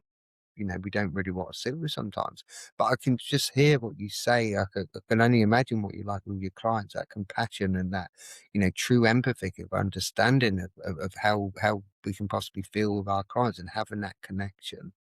I really, really appreciate that. I really do. And kind of sometimes, life completely knocks us sideways, as we know. We instinctively kind of search for something that feels a little bit lighter, something creative, something that reconnects us with ourselves. And looking back now, do you think like the gift shop? 'Cause I know we spoke about that a bit more earlier, and obviously Yeah. with what you sent over to me. Do you think the gift shop was actually part of your healing? Yeah. So at the time that my mum died, I was managing a mental health education service. Well, And I just think I got to a point with I couldn't handle the grief anymore. I wasn't coping with the grief. I didn't want the grief and a really serious, responsible job. I just, I think that I was running away from responsibility and from the grief, right? But also, I wanted something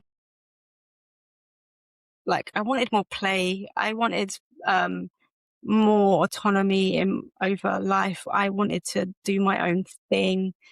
Um, so So was definitely running away. Um, sure. but but it was definitely healing at the same time. So the gift shop, that's the gift shop was based around like well-being gifts. So it was the kind of Okay. place you would go if you wanted to buy somebody who was perhaps uh, experiencing a mental health challenge or was just unhappy, Yeah. was having a hard time. My shop was the place you would go to get like an inspiring type of gift. And I had so many incredible experiences. That shop gave me the perspective and clarity to then go back to grief work, um, because so many amazing things would happen. So, like, I had well-being books. People would come in and they would tell me their stories of grief, Wow. and they would just tell me their stories, and they'd be there for 15, 20 minutes, half an hour telling me their stories. And I loved the gift shop, and I think what I realized at the end of it was as amazing as it was, wasn't quite doing what I was supposed to be doing. And then what happened was I was selling some of my photography in the shop, and I'll tell you this story because it's really cool. Um, I had a photo of St David's Cathedral in uh, in St David's in Wales, and that was one of the photos that I was selling. And this older couple came into the shop, and they were looking through the photos, and they saw this picture, and they came to buy it. And as the lady put it on the counter, she started crying. And I was like, oh, this is a really strong response to buying a photograph. So I just sort of said to her, what's going on? Do you want to, what you're experiencing? What do you need? Um, and then they told me the story that their like 33-year-old daughter had taken her own life, and her favorite place in the whole world was St. David's. And they were going on their first holiday after her death, and they couldn't face going to St. David's. So they came to Norfolk instead, and the first shop they came in was mine, and there was a photo of St. David's. And That that was supposed to happen, didn't it? and I had so many stories like that that eventually I just, grief work was just kept calling me back. People would come into the shop and it would be like, and I wouldn't even say words that I was interested in grief. I wouldn't even say a word about my past or my career. People would just open up about grief to me, and I was like, okay, as amazing as this time has been in this shop, and as beautiful as it has been, Yeah. perhaps it's not where I should be. You're right, it's really interesting, isn't it? How we kind of, as I sometimes say, that the universe kind of puts something there right in front of us and we really resonate with it. And sometimes you can't write this stuff, can you? And Yeah, it's there right in front of you. And thank you so much for really sharing that. I'm giggling, part smiling, going, oh my God, this happens to so many people. And I'm like, why? What is this? What's the universe, so to speak, or your higher power, wherever you look at that, higher dimensional being, or however you look at it, it's so interesting that some of us get that and we feel it. It's so fascinating. And it at the time it probably felt like, obviously with the shop and obviously with the social work and kind of feeling like walking away from your career, perhaps you was actually kind of walking towards more of the next version of it, if you like. And during that period, obviously, again, you hit your level 5 in your diploma in coaching, which is absolutely awesome. And what what was it about, obviously, the coaching that resonated? I know you mentioned the shop and all these people, we know we're kind of like, that person's come to me. And then we get another one, we're like, and then we go through the question stages. Why do these people come to me? And obviously it pushed you onto that area of your coaching, if you like. So, a couple of questions here again, just so it gives people insight because you've got vast knowledge on both here. What was it about coaching that resonated with you, and how was that different to your social work? Yeah, I got to be honest, coaching I was very hesitant about it at the start because of this portrayal of coaches. And the portrayal of coaches that is most immediate to social media is the toxic positivity that you just need the mindset, you just need this, etc., etc. And there's a lot of good science and there's a lot of good in Of that, course. but the kind of toxic positivity, etc., it just isn't me. Like, life is hard, right? And I can't do that for you.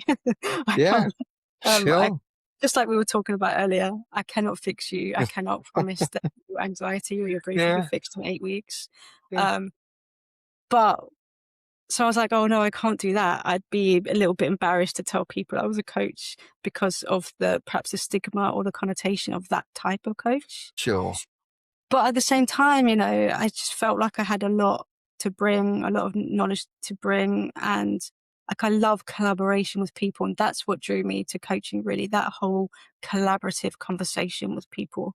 Um, it's not me giving everything to them. It's actually, look, I really care about you as a human. I just think you've got something amazing inside of you.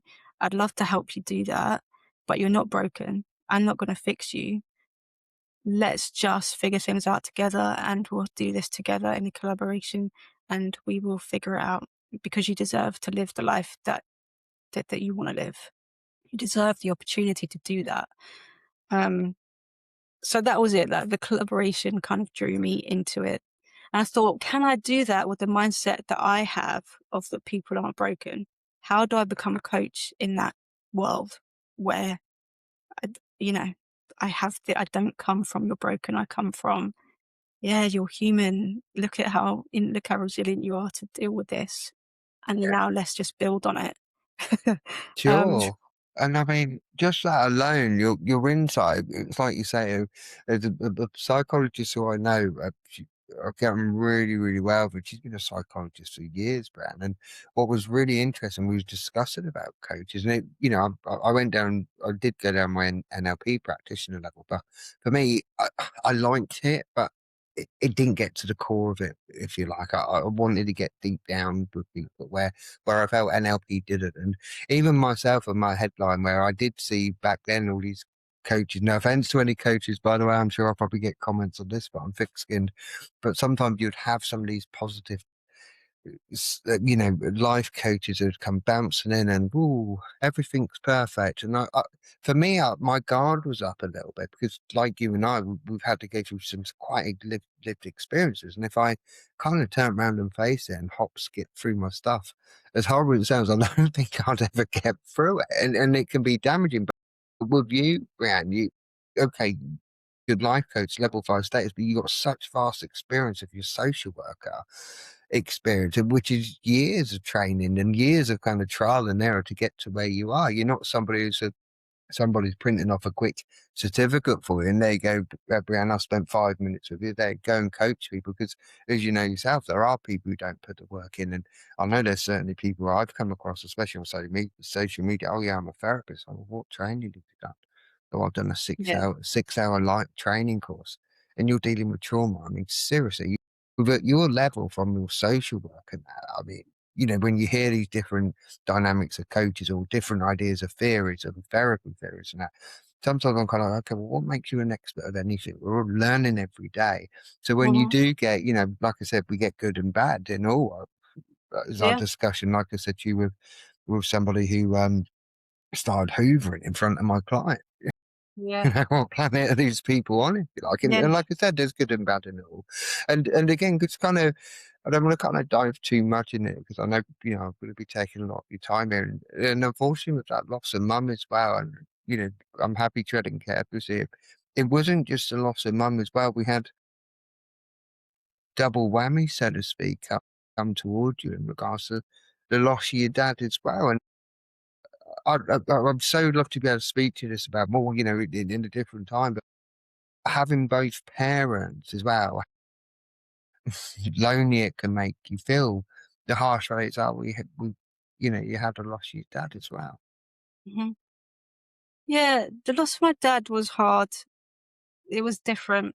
And I think so much was different. I had done so much work after my mum had died. I'd been to therapy. I'd deconstructed the religion I grew up in. I'd deconstructed all my childhood Wow. wounds. I'd gone all in on parts work on internal family systems, and I'd done all these Jungian programs. And Yeah. I there's nothing that I did not do, right? To try and heal myself. I did everything. In fact, I'm going to write a book about all the things that I did and Do tried. it. Do um, it. and I think that the death was still hard, but I think I had grown so much more resilience that it didn't floor me like my mum's did. And also, going back to the regret, there's this thing called living amends, whereas I had made a promise to myself that when my mum died, and I was part of my work to get over the regret and the guilt that I felt was to make a living amends. So my dad, or if anybody else was ill and I was caring for them, I made a promise to myself that I would always follow through on everything I said, and I'd always like follow my intuition. So the promise that I broke to my mum was, I'll be here when you wake up, and I wasn't.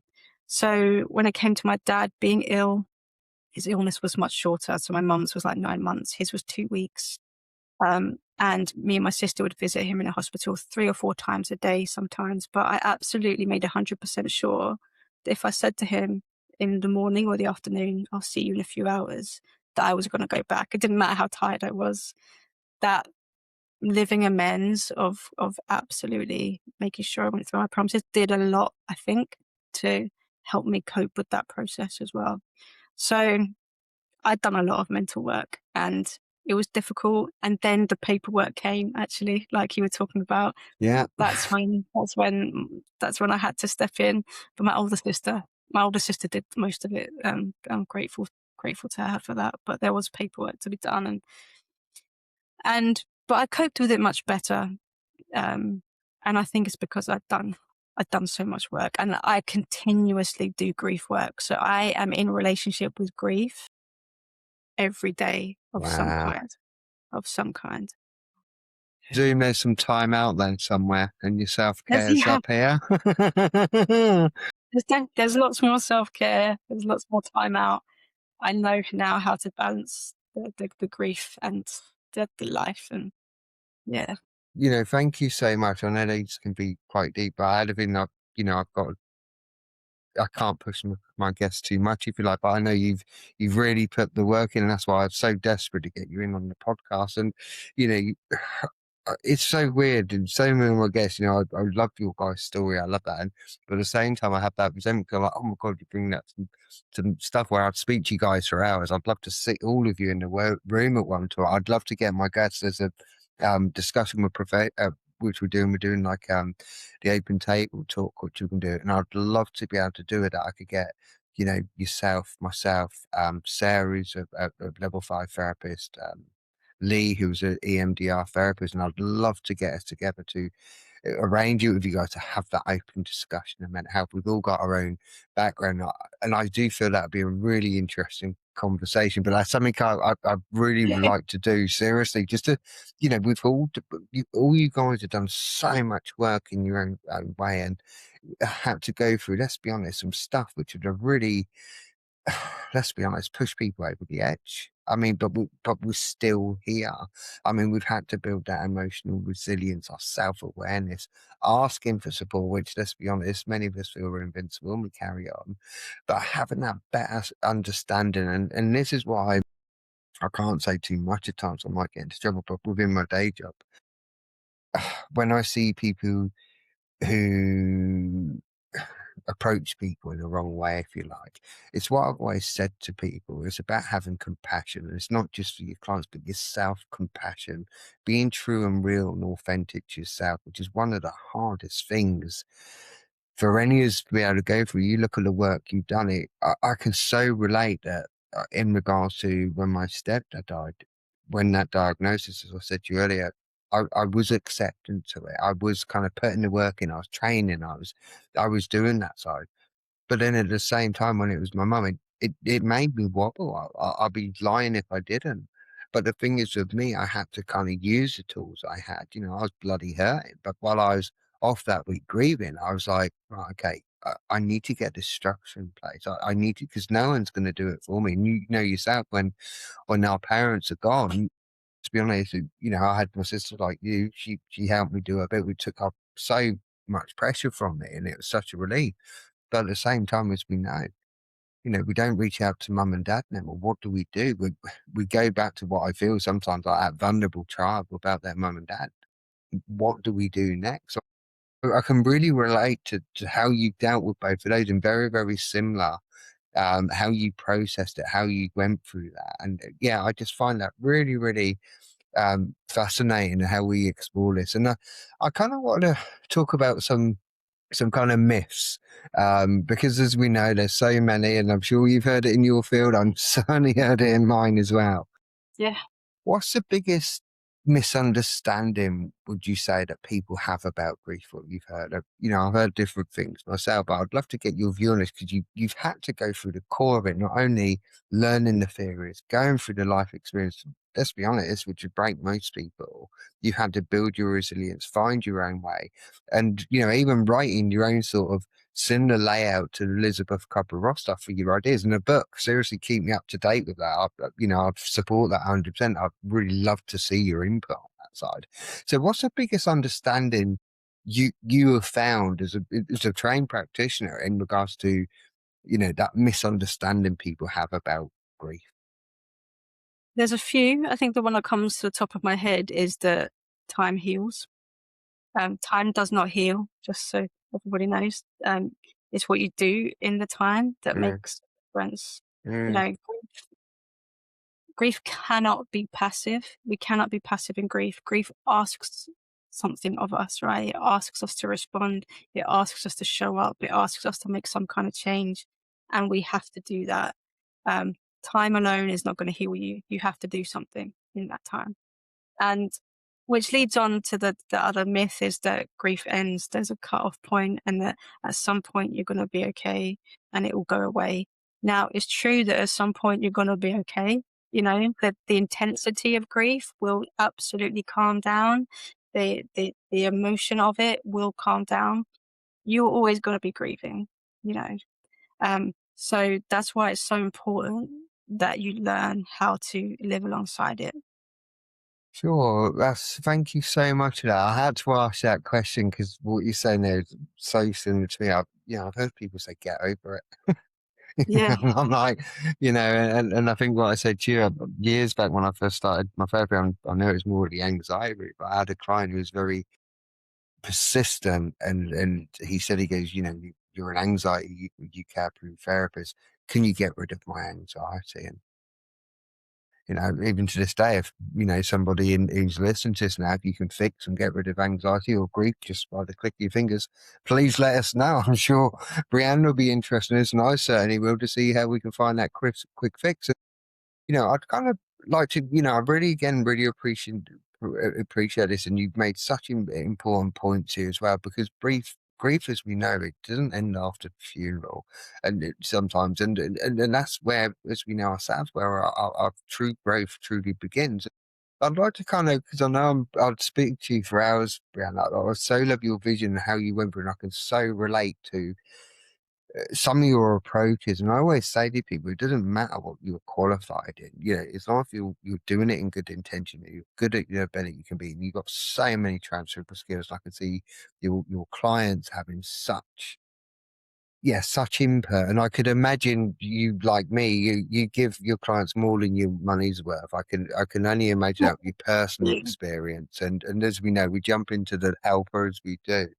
And So I kind of, you could, you can sit kind of like beside the version of yourself who've just lost their mum.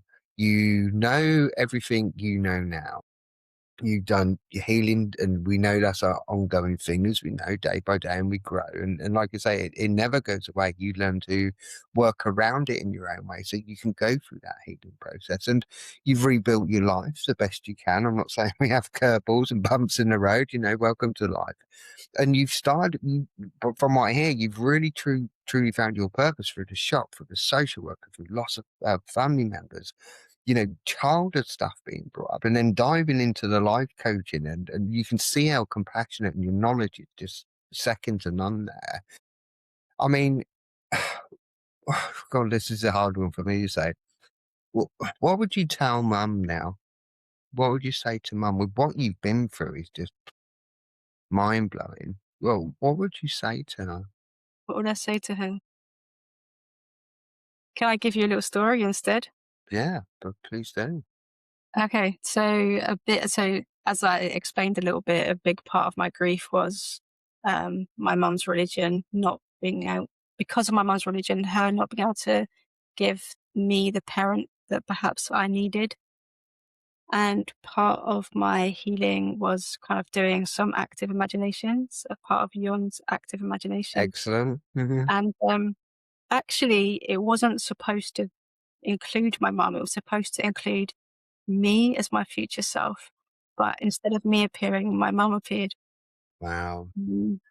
And we had a whole conversation in that imaginal realm. And she acknowledged that, that was my point of view and that's some of my experience. And then she just turned into this like wise old person and she had all this insight.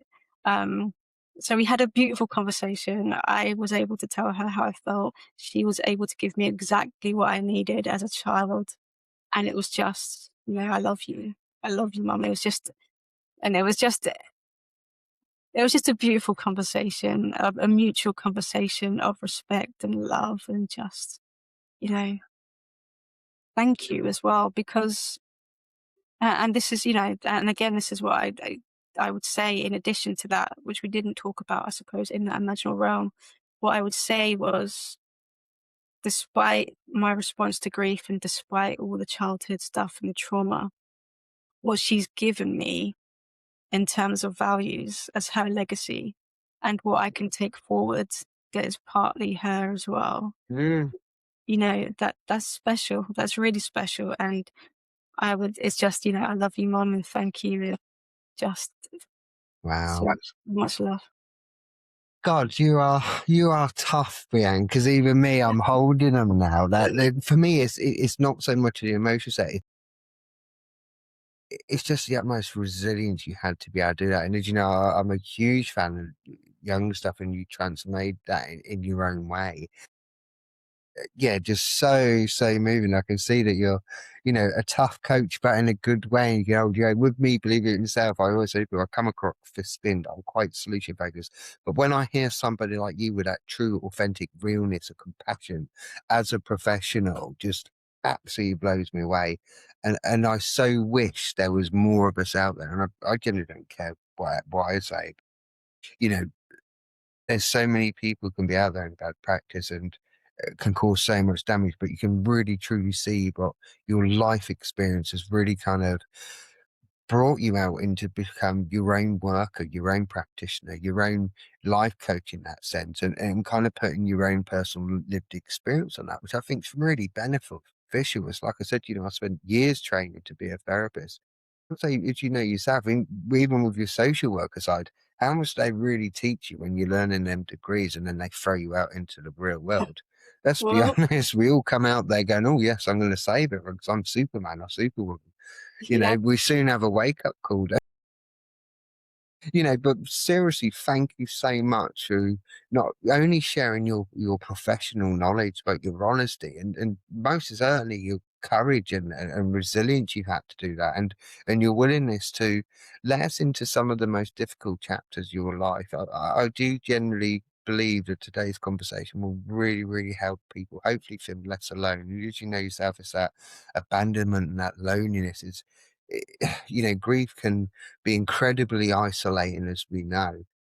But conversation like this really remind us, well, while grief is deeply personal, not none of us have to carry this weight in silence. So I really, really want to thank you for joining me in this episode. I'd love to pick your brain even more. I normally say to the other guests I had, as we know, we're all busy life stuff and that, and I will 100% love to be and keep in contact with you and pick your brain. And I will get hold of all the other therapists.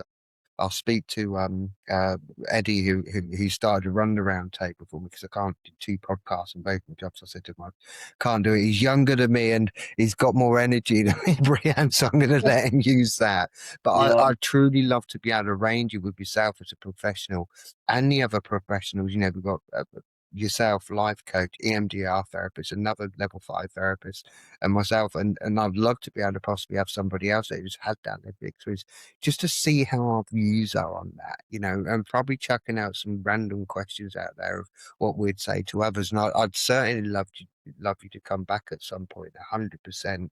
But I mean, you've really, really given us some insight. And even with myself, I know you're going to be one of those guests I have on where I think, I'm going to need 10 minutes because I am quite thick skinned. But seriously, thank you so much. You've really helped me and hopefully the guests as well understand what you do. And like we say, people have that big stigma about coaches, and the same as therapists, I can assure you, there is always that view. And even when I first went into this line of work, even though I went down my NLP route, which didn't quite fit me, I wanted to do the therapy side. And even when I first started in this, I had that view on like life coaches. Oh yeah, hop, skip, and jump, everything's perfect. But it really isn't like that. Some Yeah. people are out there to kind of throw positivity through real bad times, and sometimes you can't do that. It's going to cause more damage than anything. But you've had to really put the work into, and you can see how good you are and your awareness, your knowledge. So I really, really do want to say thank you so much to you having your time, me pestering you all the time with my messages. So I kind of want to say to people, if you want to have a conversation, this conversation resonates with you. How do people connect with Brianne? How do they get hold of you? So I've got a website, briannecook.com, or you can email me hello@briannecook.com, or I'm on social media. I'm a TikTok addict. You can get me there. Brianne. And I really do appreciate this, and I'll put all the information on the podcast, as you know, and I will get onto what I said to you about when we was looking at the audio. One of your podcasts out. I'll try and get my brain around that tomorrow. But seriously, thank you so much. I will put all your information in the blur if you like, so people can contact Brianne. So if something really resonates with you guys and what Brianne was saying in this story, I mean, please do reach out to her. She's somebody who's been through the middle of it. She's had the life experience. She's got the professional training behind her. Clear as day, you generally see that she knows what she's talking about here. So all the links and information will be included in the description below as well. And if you're watching on YouTube, and in the post notes, you'll see if you listen to Spotify, Apple Podcasts, or even your favorite platform, if you like. So if today's episode has helped you, please consider following the podcast. And, if you want to have a conversation with any of the wonderful people I've had on these guests, please do reach out to them. Because again, many of us know what it's like to have that lonely road when we reach out and nobody's there. It's scary, it's hard, and let's be honest, we all want to escape, which is, we're quite fortunate we had the resilience and tools to be able to still be here. Unfortunately, some people out there haven't. So even if this message from Brianne can resonate to somebody out there, please do reach out to her. She knows what she's doing. She's got the experience to be able to do that. And that's when we have a look at us, one of the most powerful things we can do as practitioners or therapists, and it's to remind, another person that they're really not alone. And, until next time, I really want to say to people out there, keep showing up, keep asking the difficult questions, and keep making space for the conversations that matter. And remember, every challenge we face that has something to teach us, even when we can't see it at the time. So my name's Garen Green, and I've had the amazing Brianne Cook here at the Grieving Podcast, which I'm completely grateful for.